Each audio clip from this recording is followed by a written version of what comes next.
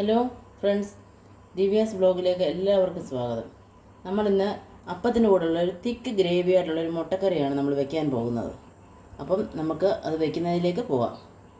3 സവാള, 2 പച്ചമുളക് കനം കുറച്ച് അരിയുക, ഒരു 6 ചീല് വെളുത്തുള്ളി കനം കുറച്ച് അരിഞ്ഞ് കഷ്ണമായിട്ട്, 3 ചെറിയ തക്കാളിപ്പഴം കഷ്ണമായിട്ട് അരിഞ്ഞിടാം.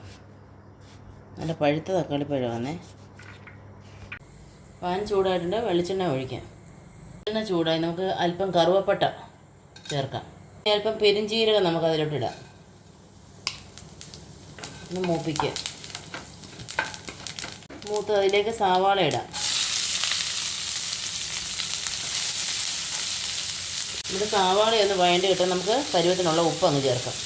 സവാളയൊന്ന് വഴണ്ടിട്ടുണ്ട്. ഇതിലേക്ക് നമുക്ക് പച്ചമുളകും ഇടാം, വെളുത്തുള്ളിയും ചേർക്കാം, അല്പം മഞ്ഞൾപ്പൊടി ചേർക്കാം.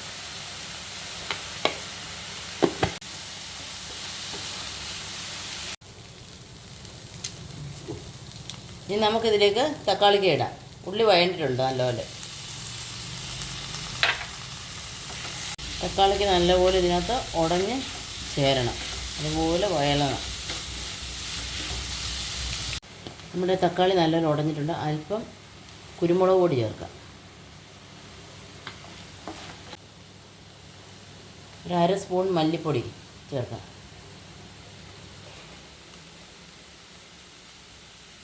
ഒരു 3/4 സ്പൂൺ മുളക് പൊടി. നല്ലവണ്ണം കൂട്ടി യോജിപ്പിക്കാം. അല്പം വെളിച്ചെണ്ണ ഒന്ന് ചേർക്കാം. അതിൻ്റെ പച്ചച്ചുവ മാറുന്ന വരെ ഒന്ന് ആ വെളിച്ചെണ്ണയും ചേർത്ത് നമുക്ക് നല്ലവണ്ണം ഒന്ന് ഇളക്കാം. അല്പം മല്ലിയില ചേർത്ത് കൊടുക്കുക.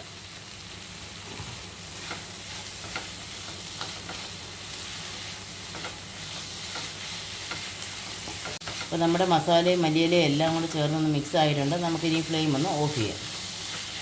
നമ്മുടെ മസാലയെല്ലാം തണുത്തിട്ടുണ്ട്. നമുക്കതൊരു മിക്സിയുടെ ബൗളിലേക്ക് മാറ്റാം.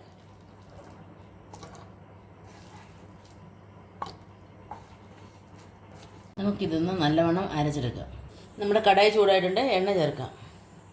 ചൂടായിട്ടുണ്ട്, കടുക് ഇടാം.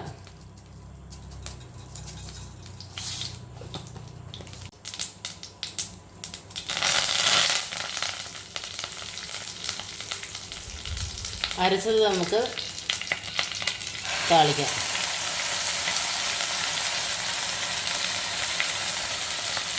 ജാറ് കഴുകി ആ വെള്ളം കൂടെ നമുക്കിതിൽ ചേർത്ത് കൊടുക്കാം. ഈ ഗ്രേവി നമ്മൾ ഇച്ചിരി കൂടെ കഴിഞ്ഞ് കഴിഞ്ഞാൽ നല്ലപോലെ കുറുകിപ്പോവും. അതുകൊണ്ട് നമ്മൾ പരുവത്തിന് നമ്മൾ വെള്ളം ചേർത്തോണം. ആദ്യമേ ചേർത്ത് നല്ലവണ്ണം തിളപ്പിക്കണം. ഞാൻ കറക്റ്റ് വെള്ളം ആക്കിയിട്ടുണ്ട്, കാരണം ഇത് തണുത്ത് കഴിയുമ്പോൾ കുറുകും പെട്ടെന്ന്.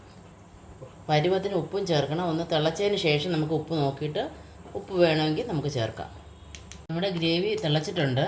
നമുക്കിനി അതിലേക്ക് നമ്മൾ പുഴുങ്ങി വെച്ച മുട്ട വരിഞ്ഞ് അതിനകത്ത് ഇടാം. വരിഞ്ഞിടുന്നത് ആ ഗ്രേവി മസാലയെല്ലാം അതിലേക്കൊന്ന് പിടിക്കാൻ വേണ്ടിയാണ്.